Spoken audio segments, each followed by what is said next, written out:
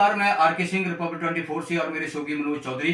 जैसा कि हम पहुंच चुके हैं ग्राम पंचायत हटवाड़ और हमारे साथ हटवाड़ के जो प्रधान हैं जो राजेंद्र सिंह जी हैं वो हमारे सामने बैठे हुए हैं। राजेंद्र जी, रिपब्लिक 24 में आपका स्वागत है। आप हमारे दर्शकों को अपने बारे में बताएं। जी नमस्कार सर। सर्वप्रथम आपका मेरी पंचायत में बहुत बहुत स्वागत एवं अभिनंदन तथा मैं ग्राम पंचायत हटवाड़ का प्रधान राजेंद्र सिंह ठाकुर आप लोगों को अपने बीच पाकर आज हर्ष महसूस कर रहा हूँ। एक खास बात बताना चाहूँगा प्रधान जी के बारे में कि इससे पहले जो पंचायत में आरटियां लगी हैं उससे पहले भी आरटियां लगी हैं, लेकिन इनके कार्यकाल में राजेंद्र ठाकुर जी के कार्यकाल में एक भी आरटीआई अब तक 3 साल के पीरियड में नहीं लगी है। ये बहुत ही एक सोचने और समझने वाली बात है कि समाज के हितों के लिए राजेंद्र जी जिस तरह से जो काम कर रहे हैं वो बहुत ही सराहनीय है। राजेंद्र जी, एक बात बताइए, अब आपका पंचायत के अंदर 3 साल का कार्यकाल जो है वो बीत चुका है। आपने पंचायत के थ्रू समाज के हितों के लिए कौन से कार्य आपके पंचायत के थ्रू हुए हैं? समाज हितों में आज तक जो कार्य नजरअंदाज हुए हमने उनको पूरा करने का पूर्ण प्रयास किया है तथा शमशान घाट हो गए, चाहे आप डंगे लीजिए, लोगों के घर लीजिए, लोगों के गौशालाएं लीजिए, मतलब हर क्षेत्र में हमने एक सामंजस्य जो है वो बिठाने की का प्रयत्न किया है और वो विषय में भी प्रयत्नशील रहेंगे।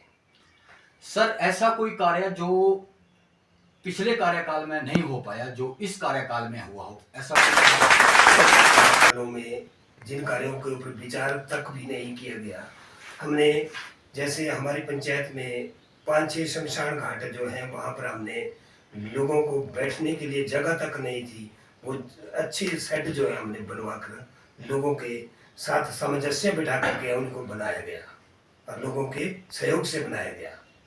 तो और रही बात रिवाल्सर परिसर की, इसको भी हमने बीड़ा उठाया हुआ है कि रिवाल्सर परिसर जो है इसको पर्यटन की दृष्टि से विकसित करना, उसके लिए हम प्रयत्नशील है और वो काम भी हम निरंतर रूप से जारी रखेंगे और किया भी है। हाँ जी, जैसा कि हम सब जानते हैं कि पीछे डिजास्टर में जो आपदा पानी को लेके हम कहें, हिमाचल प्रदेश वासियों ने बहुत सहन किया है। आपकी पंचायत में भी इस तरह के मकानों के ऊपर आघात हुई है? जी सर, हमारी पंचायत में लगभग 3 रिहायशी मकान जो थे वो गिरे थे, उनको भी सरकार की ओर से सहायता मुहैया कराई गई है और मकान बनाने को जो भी अन्य जगह दी गई उनको सहायता मिली तथा गौशालाएं हैं उनके लिए भी सहायता मिली। मतलब आपका कहने का मतलब यह है कि पंचायत को सरकार की तरफ से पूरा जो भी अनुदान मिलना था मकानों के लिए वो मिला है? मिला है, वो पूर्णतः मिला है तथा साथ में कई मकानों के डंगे वगैरह जो ढहे थे वो भी डिजास्टर मैनेजमेंट के द्वारा मनरेगा के तहत जो 1-1 लाख रुपए के डंगे जो है वहाँ दिलाए गए, वो पंचायत के द्वारा कराया गया कार्य, वो चाहे मनरेगा के तहत जो पैसा आता है वो लगाया गया। एक खास सवाल हमारा आपसे समाज को लेके, आज की युवा पीढ़ी के लेके। आज की डेट में हमारी जो युवाएं हैं, हमारे जो नौजवान हैं, वो नशे की तरफ जो है वो अपना झुकाव दे रही है और ये बहुत ही खतरनाक है। इस तरह के अभियान आपकी पंचायत में या कोई मोटिवेशन चला है?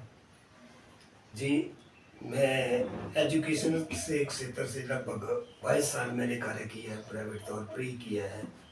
मैंने शुरू से लेकर आज तक नशे के प्रति, नशे के क्या डैमेजिंग होती है, नशे से किस स्थिति तक हम जाकर गिरते हैं, वो सब चीज़ें शुरू से ही बच्चों को सिखाता है और आज भी मेरे अपने 3 वर्ष के टेन्योर में हमने 3-4 बार तो पंचायत स्तर पर क्या 2-3 पंचायतों को मिलाकर भी रैलियाँ निकाली जिसमें नशे के खिलाफ जो है नारेबाजी की गई और लोगों को जागरूक किया गया और समय समय पर जागरूक करते रहते हैं तथा मेरा बच्चों से यही निवेदन है कि जितना भी हो सके जो मर्जी कर लो, लेकिन नशे से अपने आप को बचाओ, क्योंकि नशे से हमारी जो भावी पीढ़ी है उसे हमारे देश को जरूरत है। नशे से देश की भलाई नहीं हो सकती है, क्योंकि बच्चों की आज की डेट में हमारे देश को जरूरत है, क्योंकि हम एक डेवलपिंग कंट्री है,